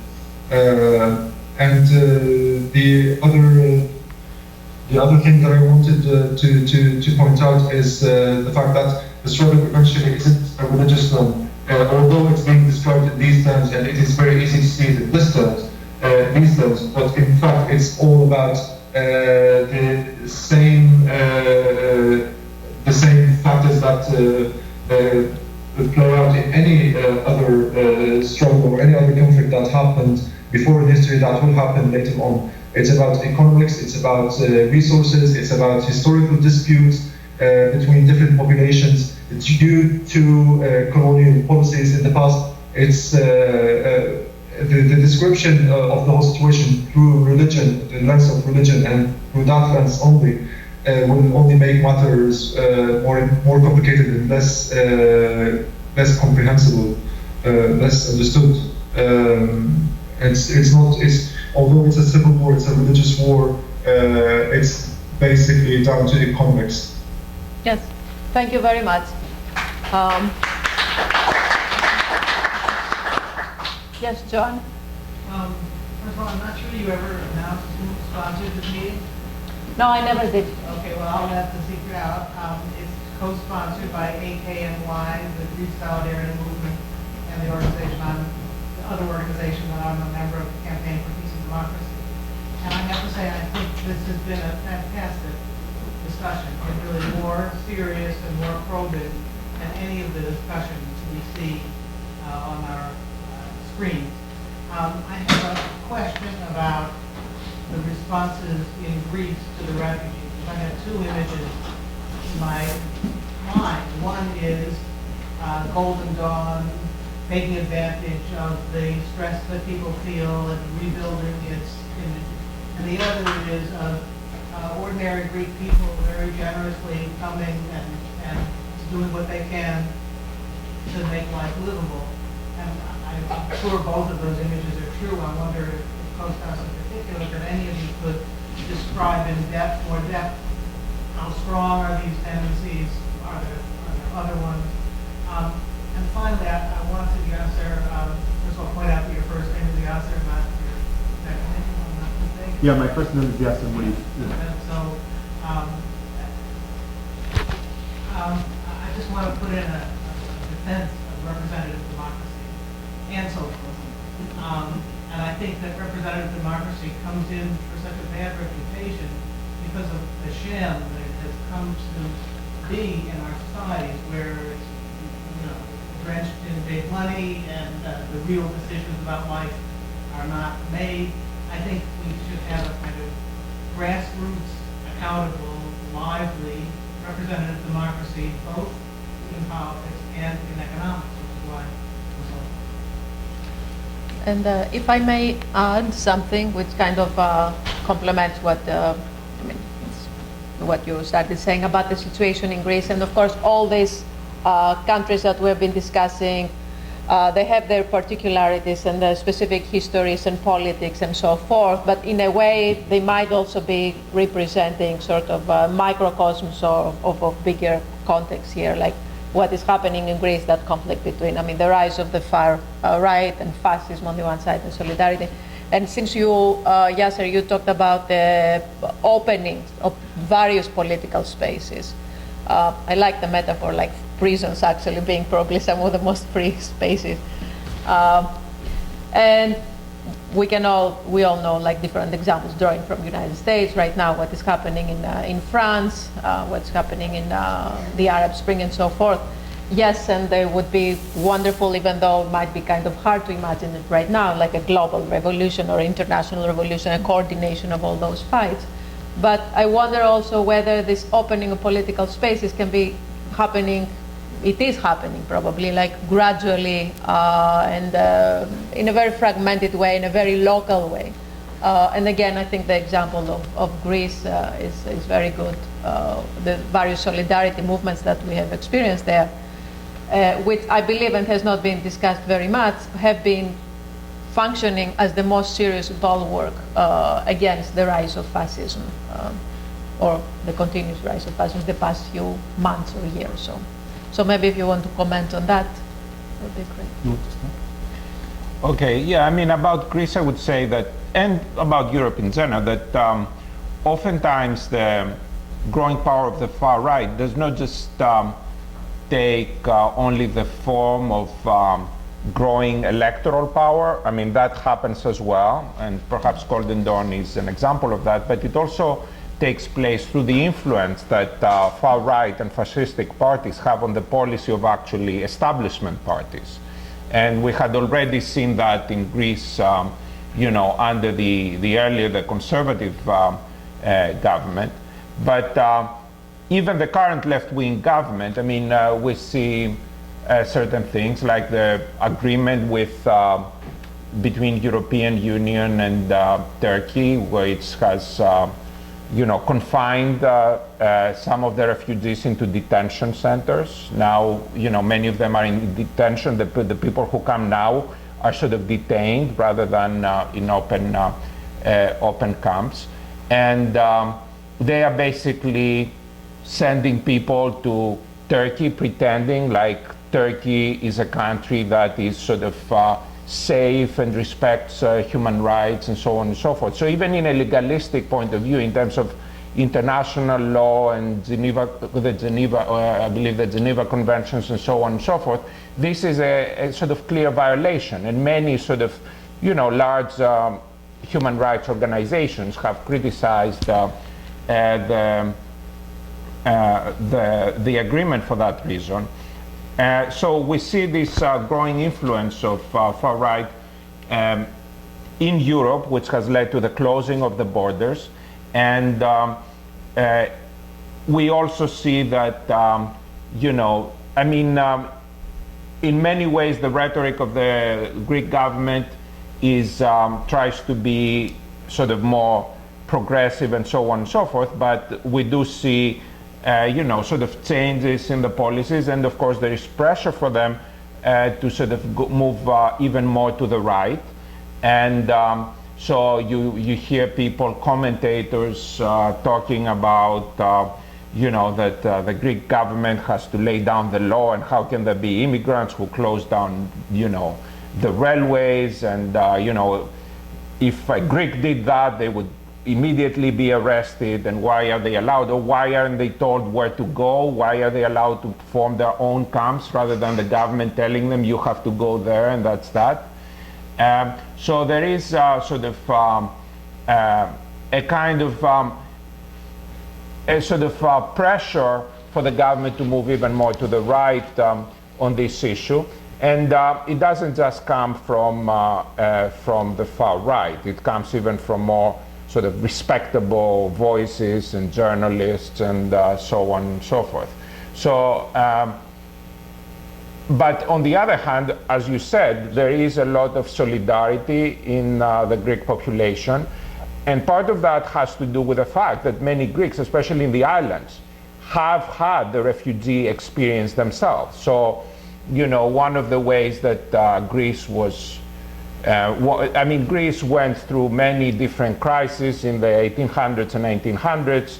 In the early 1900s, after World War I, basically lots of the Greeks, ethnic Greeks who lived in, in what is today Turkey, had to basically they had to leave Turkey, and many of the were kicked out from Turkey because they were Christians. That's why they were kicked out. So don't you think, I'm sorry to interrupt you, but don't you think that people have that memory? Well, I think that was, my understanding of the situation was that it was in the immediate aftermath of World War I, where Greece was on the winning side, and it was basically... There is an Armenian genocide, there is the Pontian, whatever you want to call it, the Tiglatic genocide. Well, there was... People have lived with this history, and they're not gonna forget that now those lines are being crossed, lines that a lot of blood was shed. And all of these questions that the Greeks are asking, why is the railroad closed for 2 months now? Why is the port closed? These are legitimate questions. I am with the left, and I'm asking these questions because we have a tradition. And when you go somewhere as a refugee, you are a guest in that place. And there is an etiquette, a conduct of behavior. I wouldn't go to another country and close the railroads. Well, I'm sorry. People have reached their limit, and my family in Greece is involved in a movement, one of the solidarity movements, but there is a limit to what we consider legitimate political action. That does not, if it turns around and it hurts the place that is the host. Georgia, you can wait to respond. Yeah, what I was going to say, this was, there are different, I know these are sort of very kind of touchy, controversial issues in Greek history and so on and so forth. But there was, one of the ways that the modern Greek state was constructed was through a process of ethnic cleansing where, supposedly, and that's an example, by the way, of how religion became a big part of the national identity, because what you had was the ethnic cleansing in the immediate aftermath of World War I basically involved that Muslim Greeks were sent in masses to Turkey, and Christian basically, so the Muslims who lived in Greece were basically sent to Turkey, and vice versa, Christians who lived in what became Turkey were sent to Greece. And when this, and these were people who oftentimes did not even speak Greek, but they were Christians, so they were seen as not belonging to Turkey, just like the Muslims were seen as not belonging to Greece because they were Muslim. And oftentimes, the people who came, the refugees from, or the immigrants from Turkey who came to Greece and they became part of Greek society, they faced lots of racism at the time from the Greeks who did not, who considered them to be Turks, and there were all kinds of stereotypes, and they thought that women were too loose and they were smoking and so on and so forth. And so I think many of them, having had this experience as refugees, that's part of the reason, I think, why they feel that that's sort of a legacy that lives within them and is a factor that helps to explain the solidarity that they have shown. So I mean, the way you were speaking about it seemed like you were saying that the fact that they came over would make them sort of xenophobic, but I think in some ways, oftentimes it has been the opposite. And in fact, people have talked about the fact that there was a time when, around the time when, the genocides you were alluding to happened, there were Greeks who were refugees in Syria, right? And so I think, we have... Armenians who are still refugees in Lebanon, who came to Lebanon and Syria as refugees, and were accepted by Muslims. Right. So I think we have to, sort of be aware of all these things, and it's a sort of there are all these dimensions, and it's very complicated, and I mean, I guess I'll stop here. If I may add to your comment about there are limits. You said there are limits. The only limits here being put are by the European governments, the Greek government in this case, and this discourse about being the receiver in the receiving end of hospitality, and who is more generous here and who is obviously ungrateful. It's kind of dangerous, I think. They are misled. I don't think they are ungrateful. I think they are misled. It is a very popular image that is played again and again in the media. And therefore they don't have the right of protest. Among every other right they have is that of movement and protest. In the There have been systematic... is that when you go to a place, the host country has the right to designate the area where you are going to at least temporarily reside, okay? And it is not on a railroad line. I mean, that's how I... it is a... yes, sorry. I will empathize with the pain and the suffering that the Greek are experiencing. But I think that it's important to contextualize that and understand it in a global world. The global world that has been financialized, in a sense, capital has become financial. And Europe and the West don't have any problem with capital crossing any border. I mean, there is no limit to the capital going to anywhere. But there is a big problem when flows of people go and cross the border. And I think it's unfair to try to reduce, the question to just the refugees. We have to understand the question of the refugees in its complexity with the capital and the flows of capital. I mean, look at what Europe is and has been doing in our, in the global south for centuries. I mean, it's not new. So it's a bit unfair to say, well, look, refugees are coming to Europe and crisis, and unemployment, yes, but I mean, this should be understood in the complexity of and the contradictions of that I think you really highlighted very well of the capitalist world we live in. And they can't be reduced to, Greece or the flows of refugees from Syria or otherwise. Sadat and, in Egypt, after Abdel Nasser, put many of the Muslim Brotherhood in prison and so on. Sadat wanted to have a more, he had a problem with socialism, he had a problem with the leftists and the secular, and he used political Islam. And so he used the Muslim Brotherhood and so on, and that's one dimension, political Islam, but also sectarianism. Right. And we found out after the revolution, when people, rushed into the headquarters of the, ruling party and also the police station and so on, they found that one of the bombing in the church was made by the Ministry of Interior. And for this whole time, people thought that this was made by the Muslim Brotherhood or the Islamists. Same thing in Egypt. And every Arab country has that. I mean, the dictators put, the Christian against the Muslim and so on, and then we find that, the regimes were orchestrating all that. Plus, the regime were using political Islam against the leftist and the secular. So, I don't know if I answered the question, but I think that it's important to understand, the participatory democracy and representative democracy, and also deal with the question of Islam and not just ignore Islam. We have to really engage with the question with Islam, with its complexity, not just ISIS and jihadists. Maybe one final question, maybe Mopa, then if you want to have a final comment, or any of the speakers. I had a question myself. You have a question? I don't really have a comment. Well, to be honest, I don't really understand what the lady is trying to say. I don't get the point. So there is a limit, and their refugees are guests and should behave. And so when the limit is reached, what happens? I don't understand the point, to be honest. I think, can I give the background? Sure. Well, basically what happens is, in Greece, all the refugees from Syria and other places they don't want to stay in Greece. So they would, the last few months, they would come through Greece and go through the Balkans up to Germany, Austria, and so on. And what has happened is the Balkan countries have now closed their borders. So there are many, Syrian refugees and refugees from other countries that have gathered on the border.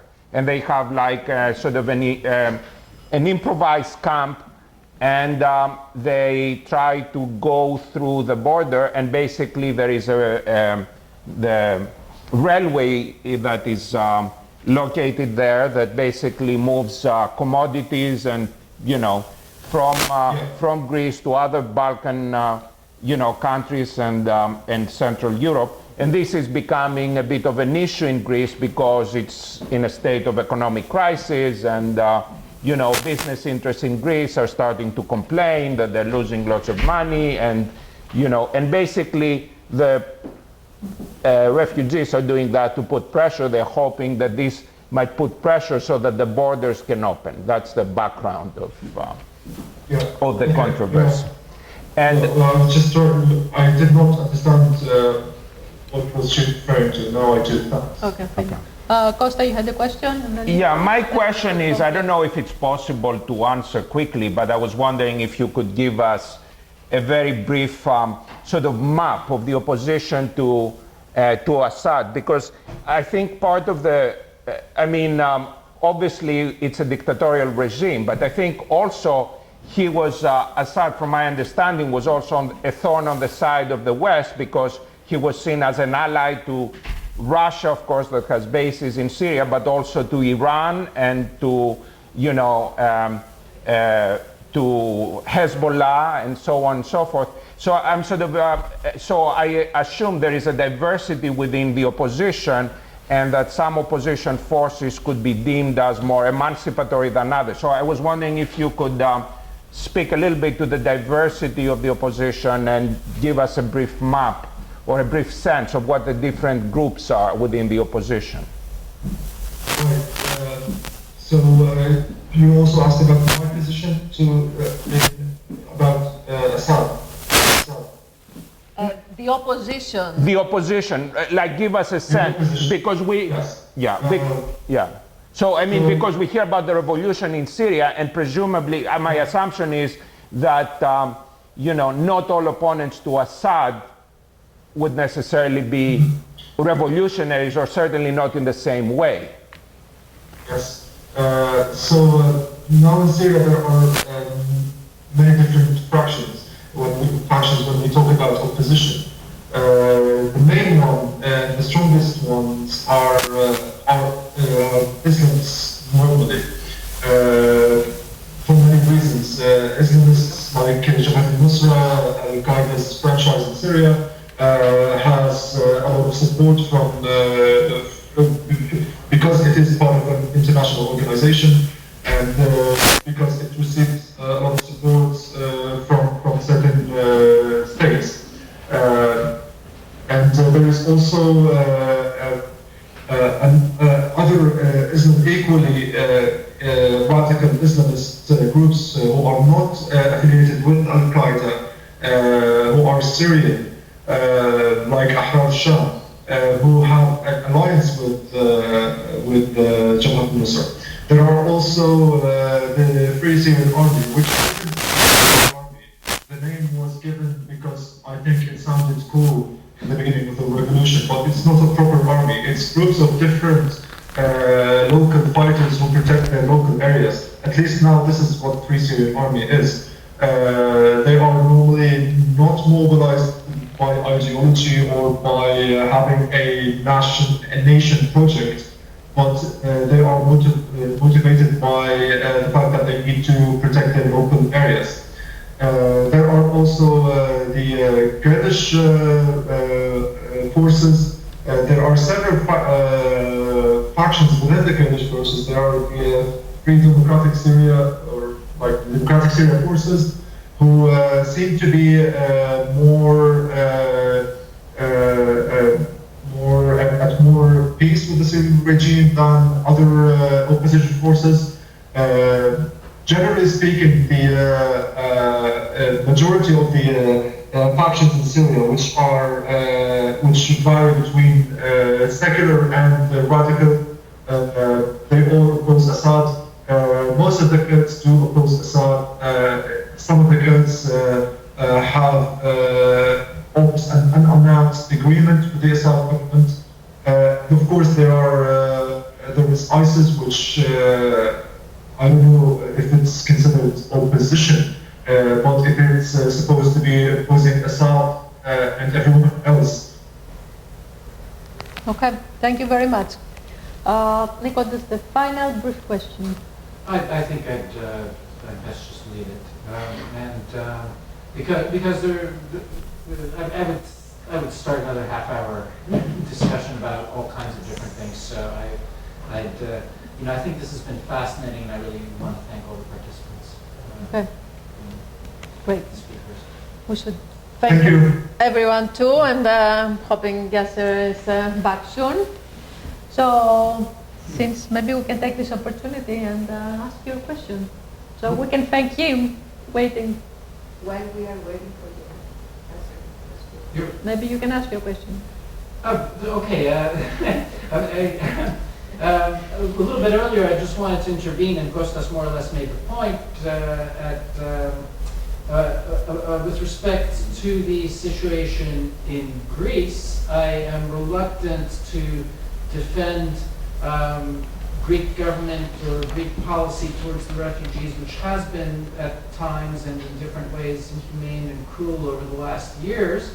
And Greece is one of the parties responsible for hundreds, in fact thousands of people drowning in the Mediterranean, but at the same time, the situation right now, as you're saying, is Greece is... Greece is responsible? I believe so, yes. At one point the Coast Guard has pushed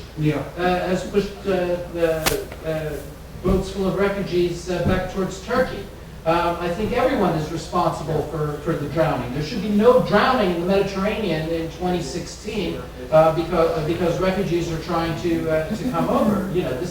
this situation needs to be handled. However, that was just a preface to the point I wanted to make, which is right now, Greece is very much stuck in the middle of this situation. And it's not Greece that, Greece has in fact, because I began by saying I'm reluctant to defend the Greek government. Why? But I am defending the Greek government in a sense, because Greece has taken a great many refugees. Greece has been open, and Greece has also been sending them on. And it's very much now the European Union and the Eastern European countries, the Balkan countries, that have closed the borders, and the European Union is threatening to kick Greece out of Schengen, out of the Schengen zone as well. So Greece is very much stuck, and I understand why the refugees are protesting, and what they're protesting is a European policy. At the Greek border, and not the Greek policy. The Greek policy actually would be to let them go on. I guess if I had a question, it would be about Turkey. What are the conditions in Turkey now that are causing so many of the refugees in Turkey to go on to Greece, and to what extent is this also something that's being pushed by the Turkish government? If you have any knowledge of that, a brief answer, because I think we passed like 2 hours here, so conclude. I mean, just briefly, and I'm not very aware of the technicalities. I know the general idea. The Turks made a deal with Europe and with the Greek that from now on the refugees will be sent back. Right, but prior to the deal, I'm saying, why did this happen in particular in the last few months? What were the conditions for the refugees in Turkey, and to what extent was it Turkish policy to... You know, I would say, like, I have an anecdote, and it's not necessarily representative of, you know, the larger picture. I lived in Manbij for 3 months, and we were, you know, ISIS was there, we were protesting against ISIS. The Syrian government or the Syrian regime was dropping bombs like 2 or 3 times a week, and extreme violence. But I never feared for my life as much as when I was in Gaziantep in Turkey. When we were getting out of a coffee shop and we were speaking Arabic, and a number of young men stopped their car, they overheard us speaking Arabic, and they had knives and swords and they you know, attacked us. And this was like, just like, is it going to be the end? You know, kind of moment. I never felt that in Syria, which is interesting. You know, they were like killing and destruction and barrel bombs, and on a weekly basis, 2 times, 3 times a week, and so on. And then you go to Turkey and you have that. So, I mean, what I'm saying is there is more and more racism. There is like mobs sometimes, you know, chasing. There was a few months ago, a year now, a woman or a girl was raped, I think, by a Syrian worker, and there was a mob attacking Syrians and so on. Conditions in Turkey are not good, and there is more and more racism, unfortunately. And this is why, you know, I would go back to my initial point. We have to think big. This is beyond Turkey and Greece, and this is really a global phenomenon, and it doesn't have local solutions. And another way this expresses itself is that now that the border is closed, what we are going to see more and more is people trying to go from Libya to Italy. And of course, this route is even more treacherous and dangerous than going from coastal Turkey to the Greek islands. And we will see, you know, even more like large accidents with, you know, sort of exactly, much larger numbers of people basically getting drowned. And you know, this is the direct result of the attitude of the different European countries. Thank you all very much. Thank you, Mofa. Thank you, Yasser. Thank you, Kostas. Thank you all for your questions. And thank you for organizing it, and everybody else who organized it. Can I just say like one final word? I'm so glad that you organized this, and I'm so happy that such encounters are taking place. That maybe, you know, for the first time, Greeks and Syrians and Kurds and Turks are speaking Yeah. with each other, Yeah, exactly. and Lebanese and so on. And I think this is, again, I mean, one of the byproducts of the revolts in the Arab world, in Greece, in Europe, and elsewhere. I mean, those kind of spaces are precious, and I'm just thankful. So thank you. We need more of that. Yes, thank you very much.